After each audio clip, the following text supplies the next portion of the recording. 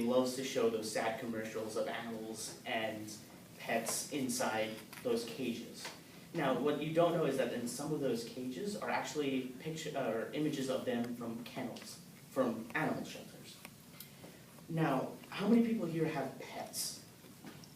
Yeah, that's good. How many of those were actually adopted? That's good. We got a good number of those. So a good portion of those adopted pets usually go through an animal shelter at one point in their life. So my name is Sanket, and I am a intro communication student here at Euler, and I did my 4 hours of service learning at the animal shelter in North Little Rock. So first I would like to tell you guys that today I'm here to talk about my service learning here at this place, this good old place right here. First I'm going to talk about the little story, basically my experience there. Then I'm going to talk about a communication principle as well as 2 communication concepts.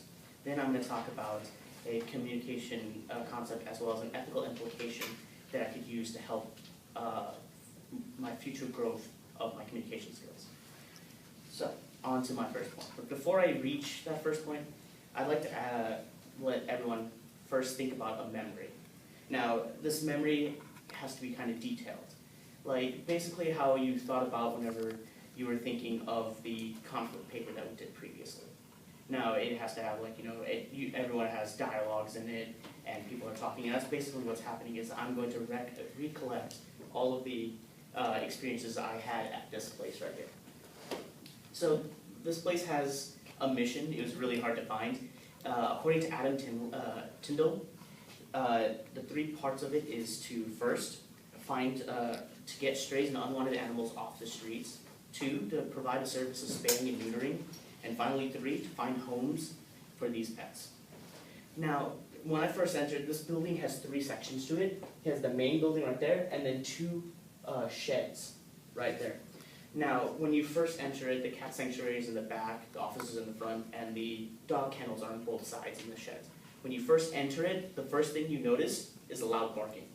Now, the reason why there's loud barking, and that's mainly because it's a metal shed with 30 dogs and concrete floors. There is no sound dampening whatsoever at this place. So it is roaring like thunder constantly as these dogs are excited to see you. Now, my service learning had 2 handlers really. One of the handlers I won't be talking about much because I didn't really interact with that one as much, which is a stouter woman who liked to smoke cigarettes a lot. Well, we'll leave that at that. The second one is the one that I'm going to be mainly talking about in my speech. And he was the personification of those storybook characters that are the broad, one-word sentence kind of people. Now, it was really hard to interact with this gentleman because I've never had a situation where I was talking to a person who rarely ever talked. Now, what I did there was I first took care of I cleaned the kennels, basically, right? That's what I did for one part. The second part that I did was I took care of them. I walked them around, let them stretch the legs, and then finally third, for some odd reason, which is why I'm not talking about my first handler, was I mowed the lawn. This lawn. That lawn ruined the day and messed with me, mind you. But for some reason I had to mow the lawn. Good hour of my 4 hours, but hey, what am I going to do about it? Now, let's see here. So, now onto my main points. Now, like I previously asked you guys to look at a memory, right? Now I want you guys to basically analyze the memory like we did with our conflict paper. And that's basically what I'm going to be doing here. So my first communication principle is right here. Communication involves both verbal and nonverbal messages. Now, this definition, according to the Euler Survival Guide in 2018, is all behavior is symbolic, has symbolic potential, includes words we speak, and our nonverbal messages.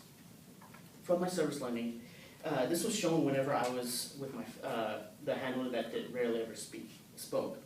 He used one-word sentences most of the time, and the only real reason why I could understand it is because he was using gestures. Like whenever we needed to spray something down, he would just go like this, and I would instantly figure out that, hey, I have to get the sprayer to spray down the kennels. Or If he needed me to scrub something, then he would just do this real quick, and I had to go get the scrubber and scrub. My communication concept that I would like to talk about is face work. Now, the definition, according to Adler, Rodman, and Dupree, 2017, is verbal and nonverbal behavior designed to create and maintain a communicator's face and the face of others. I had to change the way I behaved whenever I behaved with my handlers. I'm not going to behave like I do with my friends. I'm not going to like slouch down a lot or interrupt them when they're speaking. The way I did it was I always use sir or ma'am, so that way I'm helping building my face with them. Now my next communication concept is mindful listening. The definition according to Adler, Rodman, and Dupree, 2017, is being fully present with people, paying close attention to their gestures, manners, and silences, as well as to what they want. From my service learning, as I have stated before, I had to use this concept so that I can make sure I know what I was needed to do, how to do it, and in what order I needed to do it. Because of how my handler used gestures, I had to make sure my ears were wide open so I can hear those small words, as well as my eyes wide open so that I could see him with his gestures. Now, moving on to my third point. Now, after I told you guys to, look at that memory, right? You guys were probably analyzing it, and now you guys are probably thinking, hey, how would I do that situation better? Or how could I better myself in the future? And that's basically what I'm going to be doing here. Now, the first communication concept I'm going to be talking about is illustrators. So, my handler was an illustrator. So, that definition of that word, according to Adler, Rodman, and Dupree in 2017, is nonverbal behaviors that accompany and support verbal messages. And since the handler was an illustrator, he mainly used hand gestures with those small words. And he had to explain what he wanted, basically. And since he was an illustrator, it helps that I can understand him a little better now as I was beginning to develop this skill slowly. Because at first I did not understand him very well. It took a little while before I could start getting the hang of it. Now I'm going to talk about the ethical implication. The ethical implication I chose is respect. Now, the definition according to the Survival Guide in 2018 is actively listening to and showing regard for the ideas of others before evaluating and responding to their messages. By using respect, I was talking when I was talking to my handlers, I was able to show them that I cared, basically. I was trying to show them that even though I'm only here for 4 hours, that I want to make sure I do my work correctly and that I respect them for that. And respect allows us to help transfer those ideas, communication ideas, and thoughts easier if we don't have people constantly interrupting us. Now, on to my conclusion. Today I told you about my service learning at the animal shelter.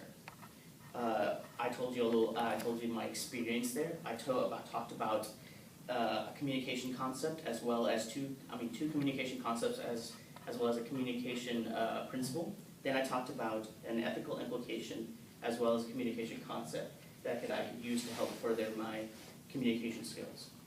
Now, as we know, ASPCA loves to show those sad commercials. And you guys, I'm guessing, I know I do, but I feel guilty or really sad when I'm seeing those sad ASPCA commercials. But then I took a step back and I thought about it, and basically they're guilt tripping you. Thank you.